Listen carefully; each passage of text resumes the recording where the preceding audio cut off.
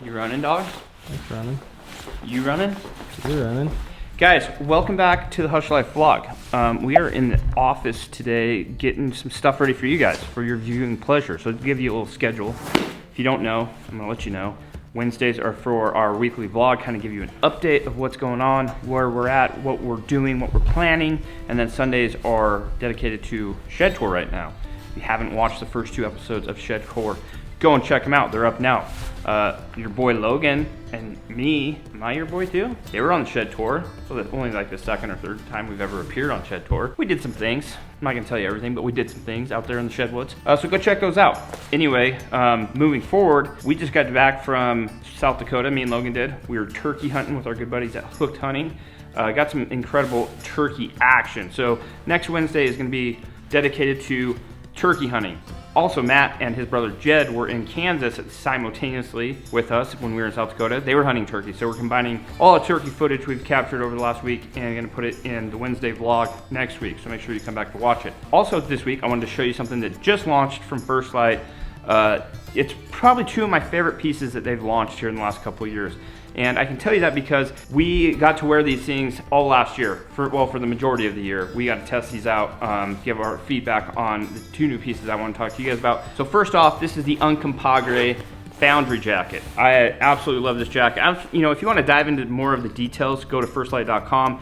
They'll have all the details for you. But what I wanted to tell you today is just why I liked these 2 pieces. I wore these on, I think, 3 or 4 later season deer hunts starting in October, running all the way through November. But the jacket was awesome. I absolutely love pocket space because I am a pocket stuffer. Any chance I get, I put stuff in my pocket, and at the end of the day, I'm like, oh, look at all this stuff. As you can see, I would assume, yep. See, that's from November. Bag of Gushers, they're empty. But I love these 2 pockets. This is like a dual pocket system. So the lower 2 are the magnetic close pockets, which I love. They're easy to get into. Anything you need, phone, whatever it might be, you need to pretty much one hand you're in. But also on the top, it's got these zipper pockets. So anything you want to secure a little tighter. Eating a lot of snacks last time I wore this. Those are bad for you. These are good for you. These are all made with just fruit, okay? Also, I love this big giant inside pocket that comes with it. Again, you need to throw a beanie, throw some gloves in there, whatever, something that may be a little bulkier fits perfectly in that. Love the hood on this thing. Comes down if you need to. If it's raining, you got a little more protection for your ball cap, but and it's got the drawstring on the back as well. But love this jacket. So basically what I was doing with these 2 pieces is I run pretty hot, and especially if I'm hiking, I run hot. So what I would do is, well, let's introduce this piece. This is the Tempest vest.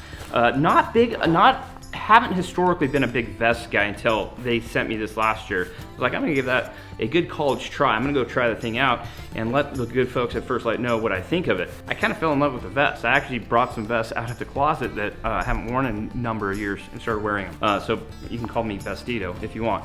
Anyway, I love this vest because it is 100% windproof, which is huge, especially towards, even like late into September, you get that nice brisk wind in the morning or in the evenings. This cuts down the wind. So I would have like a First Lite Wick hoodie underneath, and then I would put this on when I was hiking because it's still very breathable. Obviously it's a vest, but it would cut down on the wind. And then when we got to where we were going and if we were glassing, that's when I would put the Uncompadre Foundry jacket on. So I absolutely loved it. Like I said, I used it on 3 or 4 different hunts.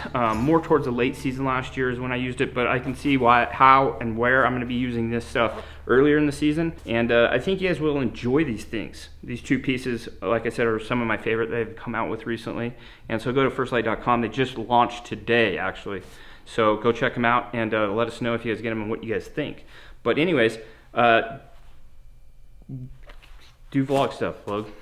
Welcome to the vlog. Welcome to the vlog.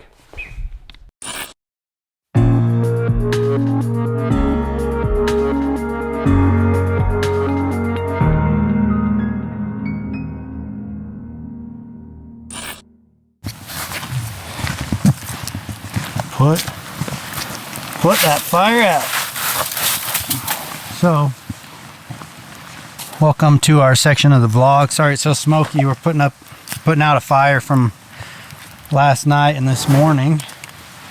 It's hard to tell right now, but we're getting snowed on for 30 minutes to an hour. We've been out these last few days with my buddy Drail. You guys know Drail from the elk hunts and maybe even some of the shed hunts that we've had on Shed Tour over the years. But we got with Drail this week to hit some new country down here in New Mexico. So you're going to be able to see a lot of Shed Tour videos, or at least one episode with Drail. We backpacked into some nasty country, loaded the packs. It was a single overnighter.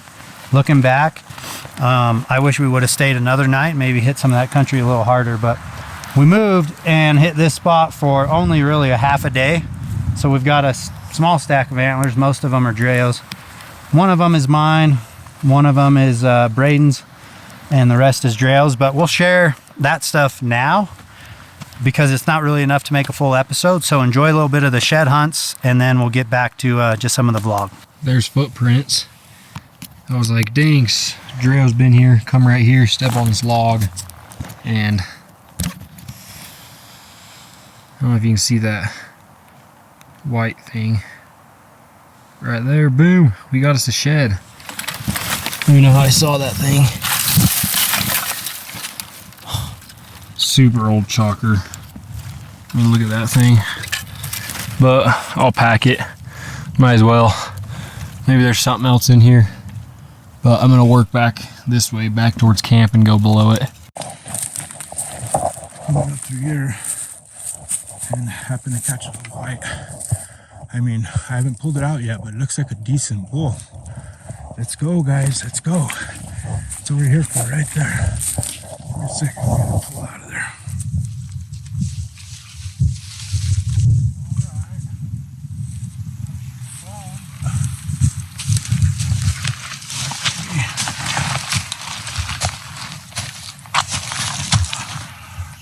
Could be something like what we're looking for here. I don't know, but completely different bull, guys. Funky little bull. That's a bone. That's what we're here for. We're gonna take everything this round until we cannot. You guys can see the quality of that either. We're gonna take everything this round until we have something worth carrying out of here and start until we can afford the space. Broken first, broken third, little chewed on, cool back end. Cool bull, he's not giant, but he's got some stuff going on. And that's exactly what I came up here for. So we're calling that a hard white. Still in good shape. Barely cracked, one little crack there. We're not going to do a pickup on this one guy, but let's go flip it over. Looks like she's rubbing that. Boom. Pretty little shed. Cool. It's a little chewed on, but we're going to strap that up. And Got all the way up here. You can see the skyline above me. I was headed up there because it always seems like elk like the spine. And I spotted this antler right in front of me. All right, this spot's a little tight and a little steep for a pickup, so let's get it together, baby. Yeah, still got that solid color and density to it. Half of the burr chewed off. Nice little hard white, small 6. We'll take that sucker. I didn't bring my backpack because I had low expectations, and I honestly thought it would work in my favor. And I told you guys, I'm like, dude, I'm just taking a water bottle and radio and binoculars, and I'm going slow. that little bad boy. Got cool fronts. Yeah. Just a cool little bull. Surprise, good color on the back. I mean, that bull must have been hanging out with my bull last year, because look, mine's a hard white too. These guys are in the same general area. His is a little more shaded than mine. It was in the wide open. Look how bone white that one is. Two nice little bulls. Little delta. Decent frames. Both of them like just getting to that little 6-point frame. Look. Oh. Those two are running around together. Always. I hope you guys enjoy these shed tour videos that are coming up. You're going to see Brayden packing out a lot of chalk. I know I get a lot of crap for leaving them, so don't worry. Brayden's going to start packing all my chalk out. He already has. Got you covered. But the shed tour videos, they've been doing good, and you guys have left some really positive comments. We are on day 11 of this push, and we've had some good days and some bad days, but I think the whole trip in all is going to produce 3 more solid shed tour episodes. So if you're enjoying shed tour, let us know in the comment section. Hopefully you guys enjoyed, you know, some of those pickups for just a little vlog stuff, but we're going to pack out of here. We've got a long drive home. Dreo's got about half the distance drive home to where he's going, and we're going to make the push probably tomorrow. So get off the mountain, stay in our favorite hotel where we've been eating burgers and staying overnight, and then long drive tomorrow to back home. All right, guys, welcome back to Salt Lake. Blue skies up here for once, but it looks like we had a recent snowstorm. The mountains are covered again, but we wanted to do a little bit of a show and tell like we like to on our vlogs when we get home. Show you some of the goods so you can look forward to them on shed tour. You've got to see some of the stuff that we picked up while we were with Dreo on that last little hike. But before all that is where we got this stack. And surprisingly, we just rolled through 2 states with shed closures, both Colorado and Utah, without getting pulled over with a stack of antlers. It doesn't mean that Fish and Game won't show up to my house in the next few days. That's actually happened to someone online here in Utah. They were coming home from Arizona, had antlers in the truck, and someone reported their license plate, and then Fish and Game showed up at their house like the next day. So let me show you a couple of these deadheads. Brayden's fine. Keep that aside for Brayden. That's a coos deer. Awkward sucker. Had a point right here, but it's broken. I was lucky enough to stumble on 2 coos deer deadheads on this trip, and they were both brown, guys. I know I've said it before, but I am getting a pretty sweet little collection of these deadheads. So that's an 8-point, nice wide frame, just a solid buck, big eye guards. And then this guy, I like this guy. He doesn't have the eye guards of that one, but he's got this tall, long, beamy frame. And these main beams are kind of bladed out. And again, these are just those little white-tailed deer. That's, you know, they're so tiny, but that is a stud buck. A lot bigger than the buck that I shot in Mexico. And then Brayden found this 3-point frame mule deer. Giant frame on this guy. It's got those big forks that come in front face. Could be a regress buck, I don't know, but those G2s are super long, so that's also going home with Brayden. And I'd say Brayden's got the coolest find in here. I'll actually have him hold it up for you guys. Big side-by-side set. Oh yeah. Here's one side. Yeah, I'll hold it. Look at the mass on this thing. What's that, Jade? She knows what that is. It's like, Just freaking mass monster. Ooh, yeah, he is sweet. just a mass monster. These things are dense too. Last year's hard whites. Just super pretty. Super pretty. Big third on that right side. Best part about it is on that left side. his old EC walked pretty close to these last year. Yeah, I missed him brown. That's pretty much the story of my year. Super cool bull. Let's see the burrs on those puppies. So, yeah, we'll just show you a couple more real quick before we close out the vlog. It's funny, coming home from these trips, I got a couple neighbors that have been nice enough to stop by and just be like, what the heck are like all these antlers, you know, in your garage and stuff. And it's always a good conversation just to tell them these are shed antlers, and go out and find them. And they're just like, you just collect them? You go out there and walk around and find them? That was a nice brown I picked up. That'll be in the video. Cool inline 7.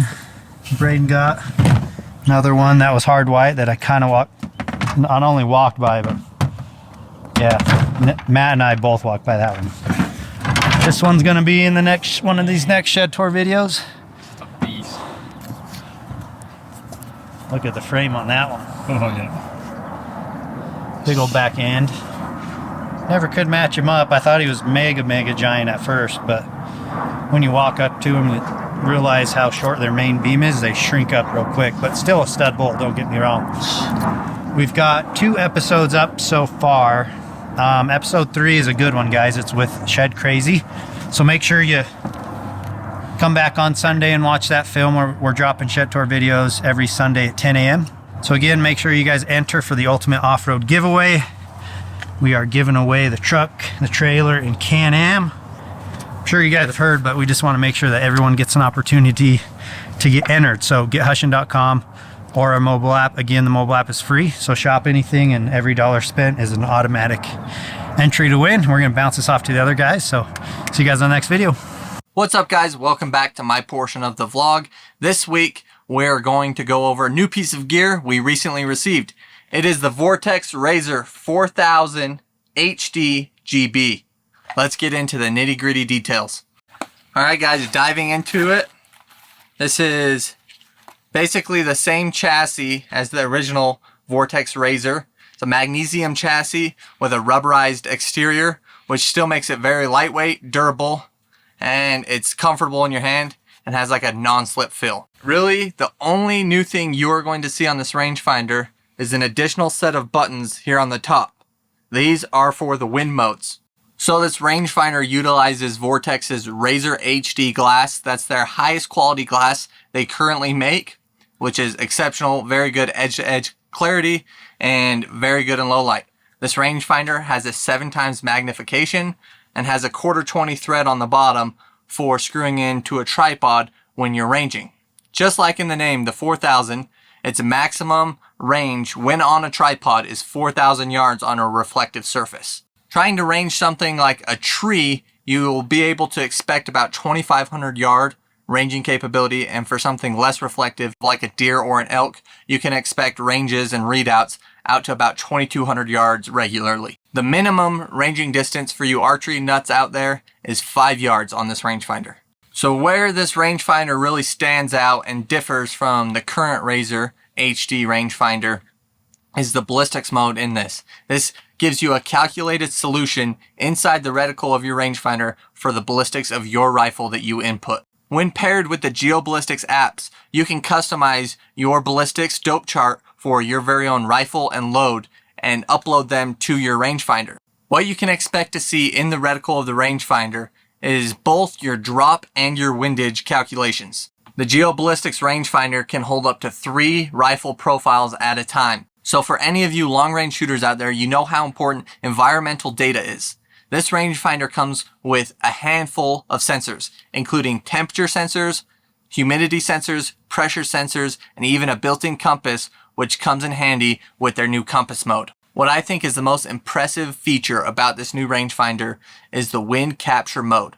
So you're able to point your rangefinder head on in the wind and press this center button here, and your rangefinder will remember the direction of this wind, and any way you point the rangefinder after locking in the wind direction, it will automatically adjust for that. What you get in the package with this rangefinder when you purchase it is this nice little hard carrying case with a zipper and a tether. If you wanted to carry it, it has a MOLLE webbing you could throw on your belt or your backpack. It also comes with the battery you need for this rangefinder and a little stretchy tether so you never drop it or lose it. It's always at your side. Overall, this rangefinder is incredible. I've messed around with it a little bit out in the yard, being able to range trees upwards of 2,500 yards. The image quality is incredible, just like my Razor binoculars. I cannot wait for the snow to melt and get out and shoot some long range here. If you guys have any other questions, make sure you check out Vortex's YouTube channel. They have some in-depth how-to videos using this very rangefinder, using the app and your rifle. I apologize if I bored you with my portion of this video. I geek out over new technology in the hunting space, and this rangefinder really gets me excited for capabilities and target shooting in the future. Now let's